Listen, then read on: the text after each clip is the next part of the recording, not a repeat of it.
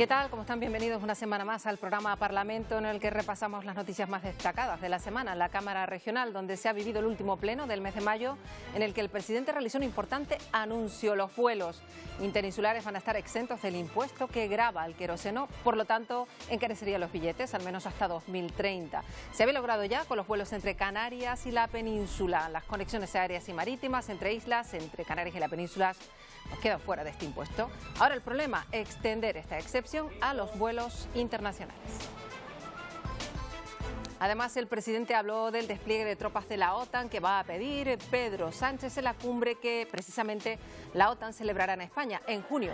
Y en la semana de la visita del ministro de Exteriores se analizó la situación de la migración en el archipiélago. Sigue adelante la comisión parlamentaria que aborda todos los frentes necesarios para la reconstrucción de la isla de La Palma tras el volcán. Esta semana han comparecido responsables técnicos, también científicos. Enseguida les contamos qué dio de sí. Al principio su presencia era casi testimonial, pero a lo largo de estos 40 años de autogobierno, 113 mujeres han formado parte del Parlamento. Se les ha rendido esta semana un homenaje en la Cámara Regional. Y el Parlamento abrió sus puertas a una de las tradiciones más singulares de la isla de La Gomera. La Asociación del Ramo de Arure elaboró en el patio de la Cámara uno de sus ramos de fruta y verdura que son característicos de este pueblo. Una tradición que fue reconocida Medalla de Oro de Canarias, ahora quiere ser considerada bien de interés cultural. Y hoy en la entrevista hablamos sobre algunos de los temas que han marcado la semana en el Pleno con Vidina Espino, portavoz del Grupo Mixto en la Cámara.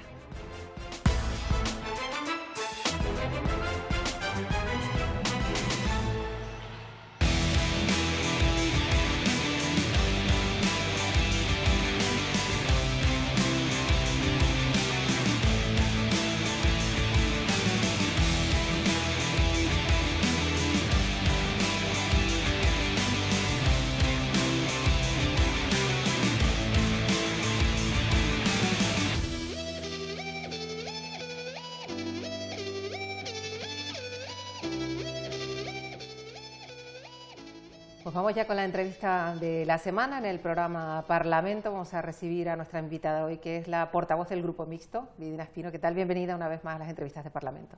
Hola Marta, muchas gracias por la invitación. Además lo hacemos en una semana en la que ha habido pleno, el último pleno del mes de mayo y uno de los últimos de este periodo de sesiones, que se ha ido relativamente rápido con muchísimo trabajo, ¿no?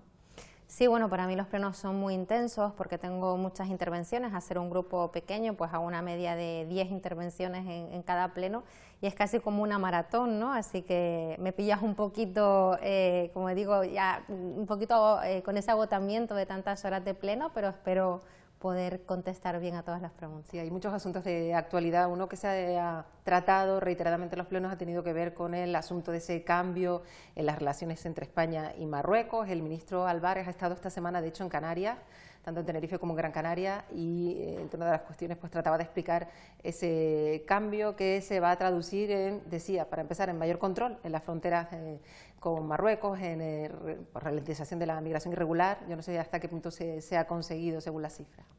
Mucho ha tardado el señor Álvarez en venir a Canarias a dar explicaciones, sobre todo después de lo que dijo, que este cambio de postura con respecto al Sáhara, tan radical a favor de Marruecos y en contra de las resoluciones de Naciones Unidas, se debía a que de alguna manera Canarias estaba en una situación de peligro, dio a entender incluso en aquella rueda de prensa que dio y no dio más explicaciones. Ha tardado mucho en venir aquí a dar explicaciones, al parecer no había ningún peligro, sino lo que se trata es de que se frena, según él, de alguna manera, la inmigración irregular, pero estamos viendo que los datos están desmintiendo al señor Álvarez, porque este mes de mayo ha sido un mes en el que hemos vuelto a la normalidad en cuanto a la llegada de estas personas. Y lo peor no son las personas que llegan, que obviamente necesitan ser atendidas, lo peor son las personas que se están quedando en el camino, y la verdad que es muy duro pues leer noticias de cómo continuamente encuentran a personas fallecidas, a niños, incluso en esas pateras tratando de llegar a Canarias. Y yo creo que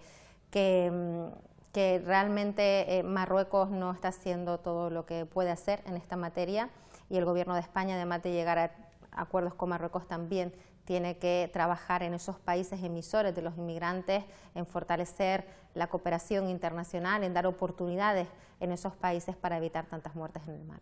Ha sido una semana pues compleja, llena de asuntos. Uno de los que más le interesa, en los que además se demuestra usted particularmente combativa, es el asunto de la educación. Ha hablado esta semana de fracaso escolar, reclamando una vez más un plan de lucha contra el fracaso escolar. Sí, porque es un acuerdo al que llegué con la Consejería de Educación, que aceptaron una enmienda que yo presenté en los presupuestos no de este año, sino del año pasado, y la Consejería, el Gobierno se comprometía a presentar en el Parlamento un plan de lucha contra el fracaso escolar en Canarias y también a destinar recursos. Hay que tener en cuenta que contamos con el mayor presupuesto de la historia de Canarias, mayores recursos que nunca, y sin embargo no se llega a invertir ese 5% del Producto Interior Bruto que según la ley canaria ya tendríamos que estar invirtiendo en educación. Para mí la educación es muy importante porque creo que es la herramienta que le podemos dar a los niños, a los jóvenes de Canarias, a las personas que en este momento están buscando un puesto de trabajo para salir adelante. Si queremos romper con esa espiral de la pobreza de tantas generaciones que no consiguen tener un trabajo, que no consiguen salir adelante, pues si queremos romper con esa espiral tiene que ser a través de la herramienta de la educación. Yo espero que este año sí el Gobierno de Canarias cumpla con ese compromiso, que se comprometió conmigo con esa enmienda, y que en este año presenten en el Parlamento ese plan para luchar contra el fracaso escolar, y un plan que tiene que ir acompañado de inversión y de financiación, por supuesto. En la sesión de control de esta semana también preguntó al presidente sobre una cuestión específica relacionada con los jóvenes, además jóvenes que se encuentran en centros de acogida, y usted denunciaba una situación que conocía a través de una carta, una situación que usted definía como muy grave. Sí, es un asunto por el que estoy muy preocupada. Tiene que ver con los menores que son declarados en desamparo porque sus familias no son aptas para ocuparse de ellos, son niños y niñas canarios que quedan bajo tutela del Gobierno de Canarias, en concreto la Consejería de Derechos Sociales es la que se ocupa de ellos. Estos niños están en centros que a su vez gestionan los cabildos, que a su vez gestionan ONGs, y en esa cadena se pierde el control realmente en la atención que se le está dando a estos menores. Y hay unos trabajadores de derechos sociales del Gobierno de Canarias que el año pasado realizaron un informe después de hablar con los menores y de investigar algunos casos y descubrieron situaciones muy preocupantes. Niños menores que aseguran incluso tener carencias materiales, de material escolar y demás, pero incluso algunos niños aseguran pasar hambre en algunos de estos centros. También casos de un trato no adecuado a los niños, casos también de fugas continuas de esos centros por parte de los menores que en algunas ocasiones hasta prefieren volver con sus familias, a pesar de que han tenido unas infancias en muchos casos terribles, prefieren volver con sus familias a estar en esos centros y se fugan sin que el Gobierno de Canarias actúe tampoco al respecto. Denuncian una cosa, yo estuve reunida durante 3 horas con el Comité de Empresa de Derechos Sociales y no conté ni el 10% en el Parlamento de las cosas realmente tremendas y preocupantes que ellos me contaron. Ese informe existe, ese informe lo guardó la consejera de Derechos Sociales en un cajón, y no han hecho nada al respecto para cambiar esto. Ellos han pedido incluso la inhabilitación de algunas de estas ONG que están cuidando supuestamente de estos menores.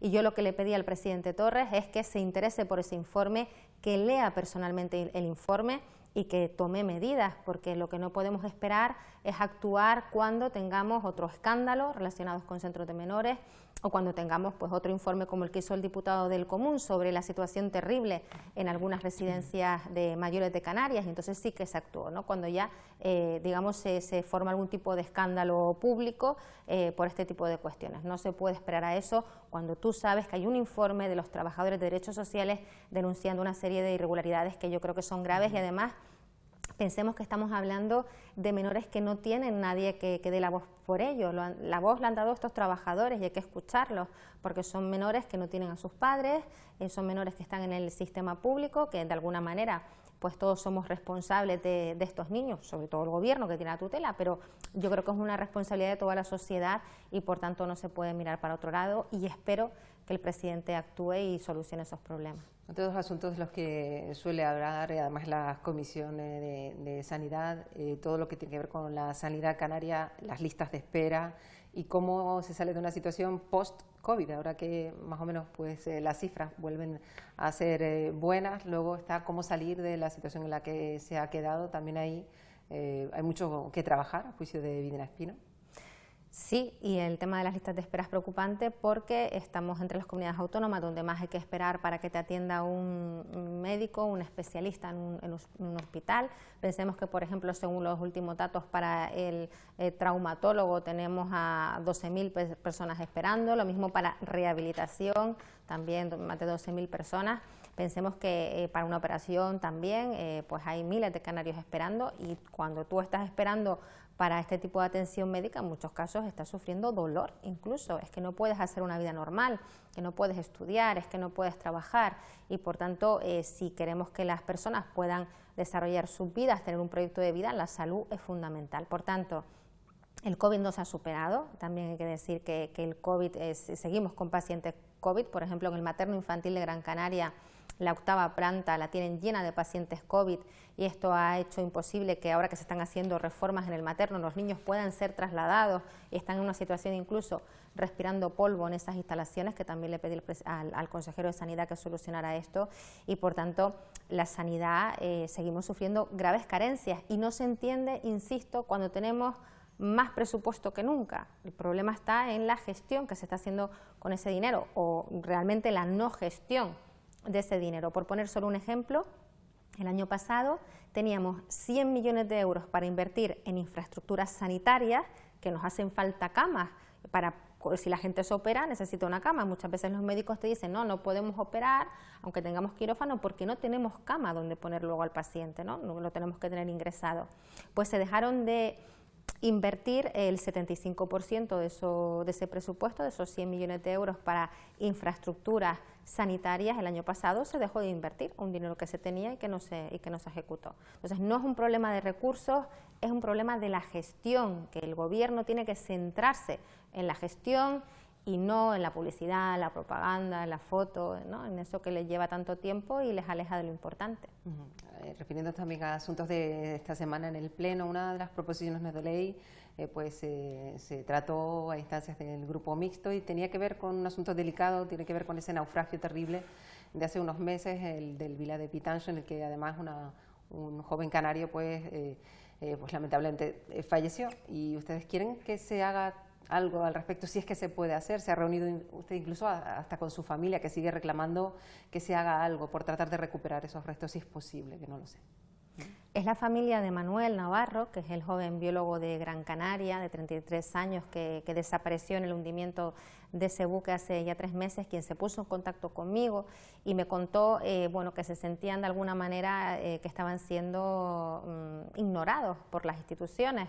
Habían solicitado una reunión con el presidente del Gobierno de Canarias, en estos 3 meses no habían sido atendidos. Hemos conseguido con esta visita al Parlamento que han hecho que, por ejemplo, el presidente Torres los haya recibido, pero sin duda lo más importante es que hemos conseguido que se apruebe una proposición no de ley apoyada por todos los grupos de la Cámara, y eso la familia está muy agradecida, y lo que pide es que se le solicite al Gobierno de España que estudie la posibilidad, que le dicen a ellos los expertos que se puede hacer, de enviar un robot submarino donde está el buque para tomar una serie de imágenes y vídeos que van a ser muy importantes, porque este caso está judicializado, porque el patrón del barco dice que ocurrió una cosa, un superviviente dice que ocurrió otra y pone la responsabilidad en el patrón, y por tanto la familia quiere que se haga justicia para las personas que perdieron la vida, más de 20 tripulantes, y entre ellos este joven canario que estudió en la Universidad de La Laguna biología y que estaba haciendo pues una misión científica de controlar las capturas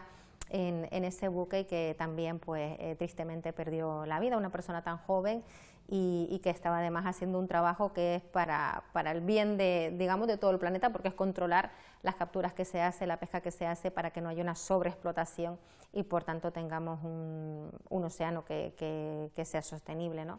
Entonces, el perder la vida en esas circunstancias, y yo creo que lo único que está pidiendo la familia es que se pongan todos los medios que tienen, el gobierno tiene esos medios, porque en otras ocasiones se ha utilizado para saber la verdad de lo ocurrido y hacer justicia a estas personas. Esperemos que se logre, aunque desde luego parece muy complicado, pero por lo menos el hecho de que se no hagan se los olvide. Estudios técnicos al respecto. Bueno, vamos con otra cuestión que tiene que ver con la Radio Televisión Canaria, porque Videna Espinosa ha sido pues particularmente clara al respecto de un asunto de un retraso reiterado en la puesta en marcha del mandato marco para iniciar pues el cambio que tiene que emprenderse. Ahí pues ha mostrado muy clara a este respecto, porque usted está diciendo que se está retrasando y que no ve visos de que se pueda poner en marcha cuando debería ser, ¿no? Sí, yo estoy denunciando que tristemente parece que va a ser una legislatura perdida con respecto a la radiotelevisión canaria, que el gobierno prácticamente la ha secuestrado y que no permite que en el Parlamento trabajemos acerca de lo que es nuestra responsabilidad, que es aprobar un mandato marco y tenemos que decidir qué tipo de televisión queremos, qué tipo de modelo. Una televisión en la que sus informativos, que es la columna vertebral de un canal de televisión, y más de un canal de televisión pública, sean totalmente públicos y que cuenten con sus medios, con sus recursos, pero sobre todo con un personal que yo creo que en estos años, en estos más de 20 años de la televisión canaria, también las personas nuevas que se van incorporando, pero hay gente con mucha trayectoria que sin duda ya se merecen el reconocimiento a su trabajo, pero no de palabra, sino el reconocimiento como trabajadores públicos. Y eso es lo que tiene que aprobarse en ese mandato marco. Yo defiendo una televisión pública con trabajadores de los servicios informativos totalmente públicos y bueno, tenía la ilusión de que arrancaba el mandato marco, había conseguido el apoyo del Partido Socialista y de Nueva Canarias, que ha sido el que ha puesto los palos en la rueda para todo. Tenía el apoyo del Partido Socialista, de Podemos, de Coalición Canaria y de la Agrupación Socialista Gomera, y salió adelante y vamos a empezar a trabajar, y 48 horas después registran un papel y precisamente pues el PSOE y Podemos se unen a las tesis de Nueva Canarias, quien es el partido, el grupo que ha estado poniendo bueno, pues todas las dificultades para todo, para que se creara la Junta de Control, para que se avance cualquier tema que tiene que ver con la televisión, y yo creo que va a ser una legislatura tristemente perdida, y perdida para los canarios en general y sobre todo para los trabajadores, y me parece muy injusto para ellos. Una legislatura además a la que le queda poco, señora Espino, porque si nos ponemos a pensar, estamos a punto de acabar este periodo de sesiones, luego pues ya se entrará en un año particularmente complicado, se augura, porque es un año electoral. En la última entrevista era justo cuando le preguntábamos pues las razones de haber dejado su anterior formación política y colaborar con la formación Coalición Canaria. No sé si a día de hoy hay un cambio, siempre se le pregunta si va o no a entrar en las filas de Coalición Canaria, si ya lo tiene más claro o todavía persiste en su idea de permanecer independiente. Yo de momento sigo como estaba, sigo en esa colaboración. Hay mucha gente que se sorprende, ¿no? Que a lo mejor dice, pero no sé, no vas seguro a unas elecciones, o no te han ofrecido esto o lo otro, o tú no has pedido ya nada. La verdad es que no, o sea, la verdad es que yo estoy trabajando, quiero acabar la legislatura, no sé lo que pasará cuando acabe la legislatura, en el sentido de que, bueno, pues igual tengo opción de poder seguir trabajando por Canarias. A mí me gusta la política y bueno, estoy intentando hacer un buen trabajo y cumplir con los ciudadanos. Creo que eso es una gran responsabilidad, pero luego yo no sé lo que va a ocurrir, no tengo una bola de cristal y no sé lo que pasará. Si no continúo en política o en el Parlamento, se puede seguir trabajando por los canarios desde muchos ámbitos. Yo creo que los profesionales de la comunicación y del periodismo también, cuando hacen bien su trabajo, trabajan por Canarias y por los canarios, y por tanto tampoco descarto volver a mi profesión. ¿Y qué espera para ese año que vamos a decir curso, que se arranca en septiembre? Imaginamos que ya de por sí, bueno, se va notando un ligero cambio en el tono de los discursos. No sé si espera que ya desde septiembre se note la diferencia con respecto a los 3 años anteriores, que además han sido tan extraños con tantas incidencias, ¿no? Sí, bueno, yo no lo sabía, pero ya hay algunos diputados con más experiencia que me han dicho, uy, ya vas a ver cómo se pone esto a partir de septiembre, porque los del pacto, que ahora parece que se llevan tan bien, ya entre ellos van a empezar a tirarse los trastos. Entonces, bueno, parece que entonces no voy a ser yo la única que esté dando tirones de orejas en el Parlamento al Gobierno, sino que parece que entre ellos también a partir de septiembre se van a empezar a tirar de las orejas, y va a ser interesante de ver. Es verdad que viene Espinosa protagonizar algún que otro, bueno, enfrentamiento dialéctico, vamos a decirlo así, porque ha sido a lo mejor hasta con el presidente del propio Parlamento, ¿A qué se debe esto? ¿Que es usted particularmente combativa o que encuentra alguna injusticia alguna vez, como ha denunciado incluso en su canal de YouTube? Bueno, yo creo que se han dado un cúmulo de circunstancias. Se ha dado la circunstancia de que estoy en un grupo pequeño, entonces hablo mucho, intervengo mucho. Entonces, como intervengo mucho, también el resto de diputados también me responden mucho. Entonces, eso da pie a que yo a su vez pida minutos de réplica y demás, ¿no? Entonces, o sea, se ha dado la circunstancia de que hablo mucho porque me toca, no porque yo tampoco lo haya pedido, sino porque toca así. Y luego también yo soy una persona que me gusta luchar por lo que creo, defender las cosas que quiero defender y en las que creo, y no me gusta, y hay una cosa que llevo muy mal, que es precisamente que me quieran callar, ¿no? o esa situación de sentirte que alguien, utilizando su poder, ¿no? Su posición de poder, te quiere silenciar. O sea, yo creo que dedicándome a la comunicación tantos años, ¿no? Es algo como que no lo acepto, y entonces creo que cuando se producen ese tipo de situaciones, lo que hay que hacer es resistir y denunciarlo y no amedrentarse, ¿no? Contra aquel poderoso que está en una posición de poder y te quiere silenciar. Bueno, pues veremos cómo va este nuevo curso político que arranca en septiembre. Este está prácticamente terminado, aunque queda todavía mucho por hablar. Virginia Espino, gracias por estar con nosotros en las entrevistas de Parlamento. Gracias a ustedes por la invitación una vez más.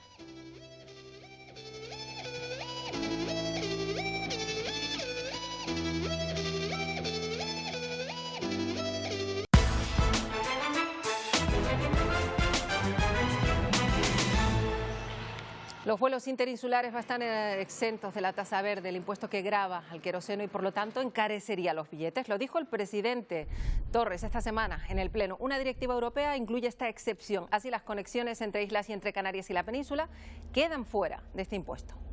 25. Un anuncio que tranquilizó porque se temía que subieran mucho los billetes entre islas. La moratoria de esa tasa llega hasta 2030, también en los vuelos con Canarias y la península. Ya decimos, ahora el problema está en extender esa exención a los vuelos de terceros países, algo que será más complicado. Además, se habló de la intención de España de pedir un despliegue de fuerzas de la OTAN en las costas de África, en la cumbre de junio, entre otras cuestiones. Defiende SG que Canarias debe protegerse ante la tasa verde. Evitar que los sobrecostes a la conectividad aérea y marítima puedan tener su efecto en la economía canaria. Salíamos de la conferencia de presidentes hasta el año 2030 con el Estado y exención con respecto a los viajes entre las islas. Y nos queda lo más difícil, que es de un tercer país. No solo de conectividad se habló en la conferencia de Martinica. Se formalizó la semana pasada y es la apuesta del gobierno de Pedro Sánchez, del gobierno de España, para que Canarias albergue la Agencia Europea del Turismo. Pidió el apoyo conseguido ya por escrito de todas las regiones ultraperiféricas. Mientras, Nueva Canarias sigue desconfiando del gobierno español sobre la planificación del gas en el archipiélago. La nueva redacción, reconociendo que obviamente es mejor que la del decreto del 29 de marzo, nos sigue generando serias dudas. Reconoce expresamente la competencia de nuestra comunidad autónoma en la regulación y planificación estatal del sector de la energía que afecta a Canarias. Preguntan los populares por las implicaciones para Canarias que podría tener un despliegue de la OTAN en África. Sánchez lo pedirá en junio, Rajoy ya lo solicitó en 2014. ¿Sabe usted si vamos a tener nuevas bases en nuestras costas? ¿Sabe usted si va a haber despliegue en el territorio canario? Todo aquello que signifique mayor seguridad y especialmente en estos momentos de un nuevo orden internacional de invasión de Ucrania para los canarios y Canarias va a ser apoyado por el gobierno de Canarias. Y mirando también al continente vecino, los nacionalistas ponen el foco en la migración tras el acuerdo entre España y Marruecos. No concibo es que se siga viviendo en una burbuja en que esto parece que no existe. Hay migrantes todavía viviendo en la calle en Las Palmas de Gran Canaria. Los migrantes llegados en marzo, abril y mayo, y en esos 3 meses juntos y con un repunte en mayo, son 600 menos que el año pasado. Preocupación en el grupo mixto por las deficiencias que, según los trabajadores, hay en el servicio de tutela de menores. Algunos de los niños aseguran incluso pasar hambre. También denuncian continuas fugas de los centros ante las que no actúa el Gobierno, consumo de drogas, casos de maltratos, incluso relaciones sexuales entre menores. Para mayor tranquilidad suya y sobre todo de quienes siguen este pleno, entregaremos el informe pertinente firmado por Fedatario Público de cumplimiento de la legalidad por parte del Gobierno de Canarias en todos esos aspectos que usted critica. Sí Podemos apela a diversificar la economía, un cambio de modelo turístico. Está haciendo noticia un nuevo proyecto urbanizador de más de 3.000 camas en el puertito de Adeje, que pretende seguir perpetuando el modelo turístico que decíamos no querer repetir. Hay que diversificar, lógicamente, la economía, pero eso no lo podemos hacer apartando el turismo. Al contrario, hay que hacer que ese turismo sea sostenible. Habla Torres del sector audiovisual o de la economía azul como basas de Canarias en esa diversificación.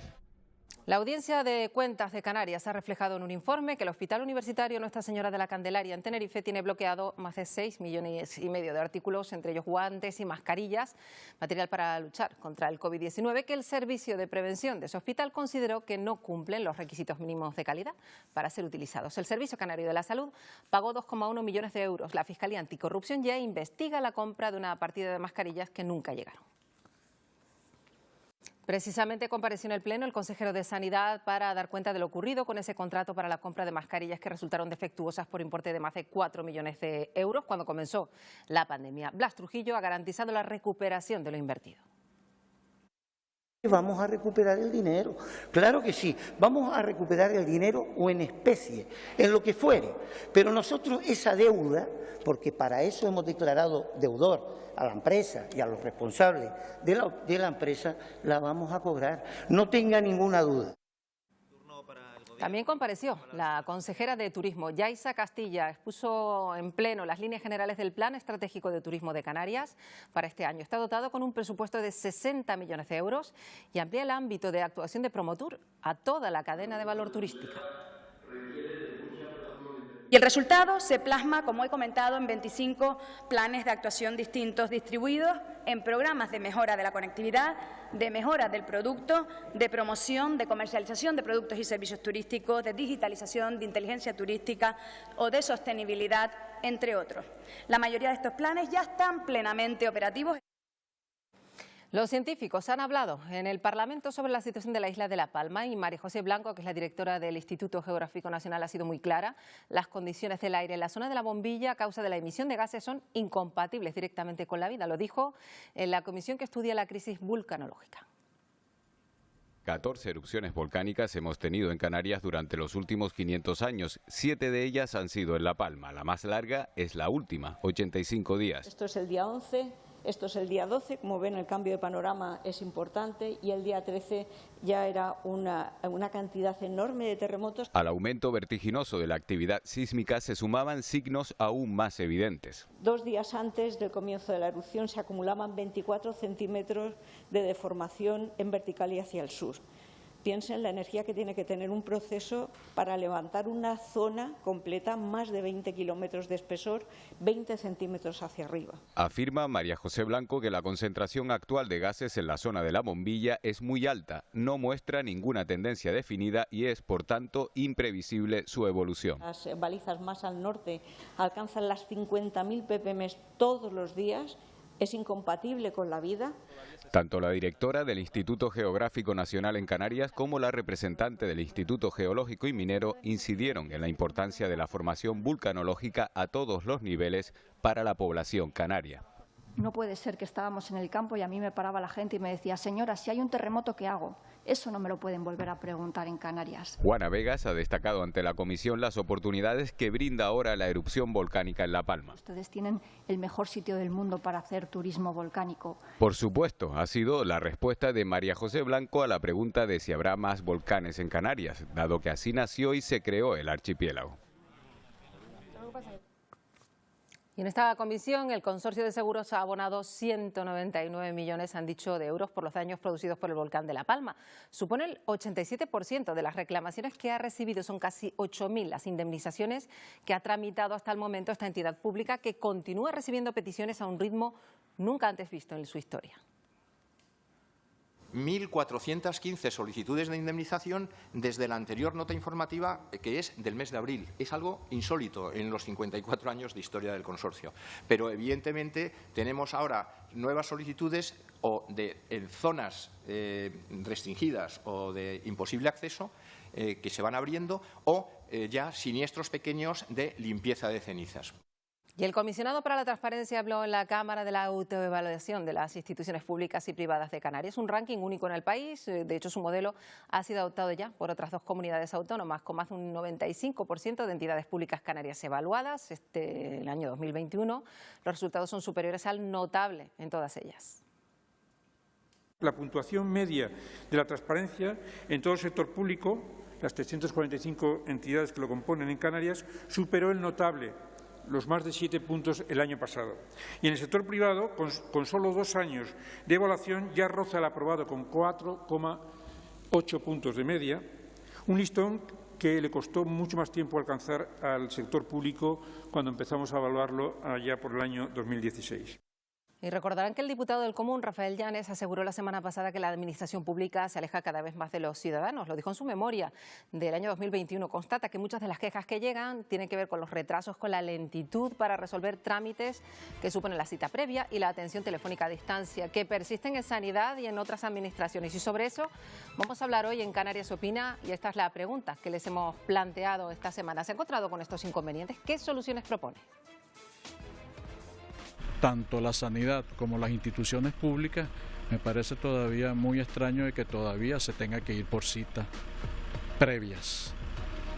Ya yo pienso que todo debería funcionar de la forma normal a que veníamos desarrollándolo antes de tener esta pandemia. Sí, sobre todo desde hace 2 años, después de la pandemia parece que la cosa se apausó y no coge camino, pero bueno. En mi experiencia no tardan tanto. Ahí hubo un tiempo que para ir al médico cabecera era un poco, costaba que te dieran cita y tal, pero ahora más o menos la espera no es tanta. Ahora lo que sí que está muy mal, es servicios sociales.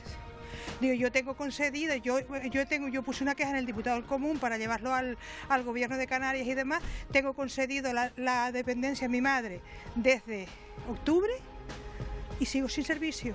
Bastante más lento, pero bastante, eso sí. Pero también es por la distancia, después la gente no quiere salir de casa, eso también lo atribuyo a eso. No, la atención es muy buena. El problema es que como es por cita previa, tarda.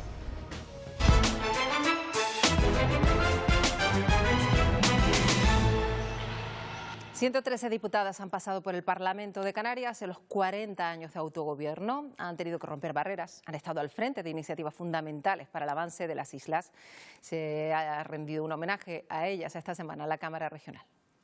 Fue la primera mujer en ocupar un escaño en la socialista Dolores Pellicer. La fotografía de aquella primera legislatura, una mujer y 59 hombres, así durante los 8 primeros años. Lo interesante fue el momento que vivimos, porque fue construir la autonomía, construir las instituciones, empezar las primeras leyes, empezar a funcionar. O sea, es que todo lo que es que ahora se ve totalmente diferente, pero antes no teníamos nada de nada. Desde que se creó el Parlamento de Canarias y hasta que vimos a la primera mujer presidirlo, tuvieron que pasar 33 años. Y declaro constituido el Parlamento de Canarias en su 9ª legislatura. Muchas gracias.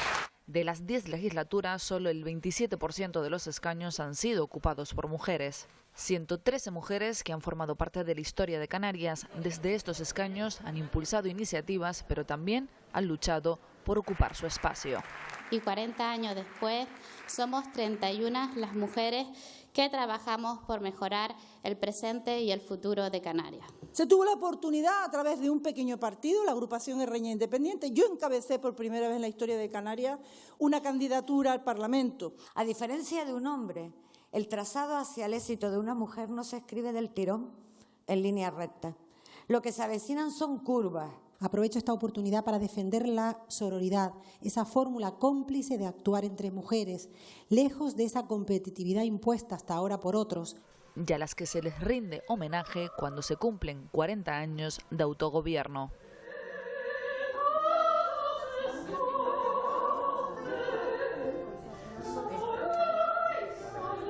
Bueno, y el Parlamento de Canarias acogió una representación de la tradición gomera del ramo de Arure que fue entregado de manera simbólica al presidente de la Cámara, Gustavo Matos, tras ser confeccionado en la propia sede de la institución desde primera hora de la mañana por miembros de esta asociación. La tradición del ramo de Arure trasladó a la Cámara Regional por unas horas la manifestación cultural de Valle Gran Rey. Fue confeccionado a lo largo de la mañana en la propia sede y entregado de manera simbólica al presidente Gustavo Matos ante la mayoría de diputados en el receso de la jornada plenaria. Buen símbolo, lo que han sido estos 40 años del Parlamento de Canarias y lo que aspiramos a que sea un legado que se entrega, que se recoge, que se cuida y que se cede a las siguientes generaciones de canarios y de Canarias. Medalla de oro de Canarias en 2019, el Cabildo Gomero aspira ahora a que el ramo de Arure sea reconocido como bien de interés cultural. Y Arure es un ejemplo.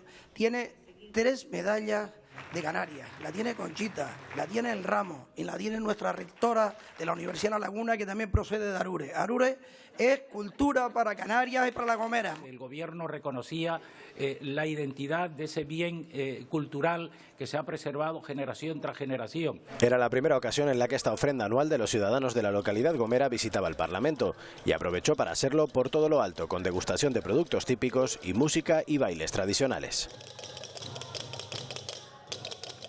Y hoy queremos despedirnos con un último adiós.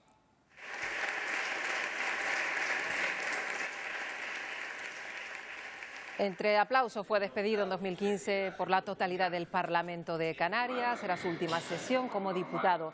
Este pasado jueves, a los 88 años, ha fallecido José Miguel González, histórico líder de Coalición Canaria, y que fue diputado autonómico en varias legislaturas.